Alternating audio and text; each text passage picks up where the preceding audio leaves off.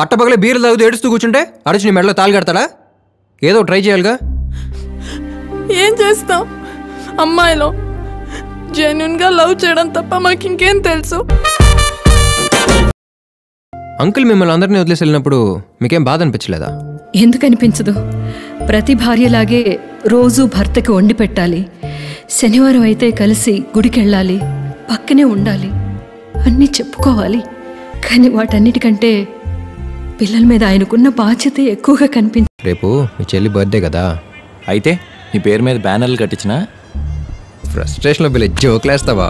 ఇప్పుడు నువ్వు మా అక్కకి ఇవ్వడం కోసం కొన్న డైమండ్ చైన్ని మీ చెల్లికి ఇవ్వడం కోసం ఇచ్చినట్టే ఇచ్చావనుకో, తనకు నేనంటే ఇష్టం లేదు కాబట్టి తను నాకు తిరిగి ఇచ్చేస్తాను, నేను మళ్ళీ తీసుకొచ్చి నీకు ఇచ్చేస్తాను, నువ్వు వెళ్ళి మా అక్కకి ఇచ్చేయచ్చు. మరాఠీ సినిమాని భోజ్పురి సబ్ టైటిల్స్తో చూసినట్టుంది. రోడ్డు మీద వెళ్తున్నప్పుడు అందంగా ఉన్నారో లేదో చూద్దామంటే మొహం కప్పేసుకుని వెళ్తున్నారు. పెళ్ళేందో లేదో తెలుసుకుందామంటే కాళ్ళకు ఉండాల్సిన మెట్లు తీసి కబోర్డ్లో పెట్టేసి వస్తున్నారు. మాకు క్లారిటీ ఉండాలిగా, ఎవరిని ట్రై చేసుకోవాలో ఎవరిని ట్రై చేసుకోకూడదు.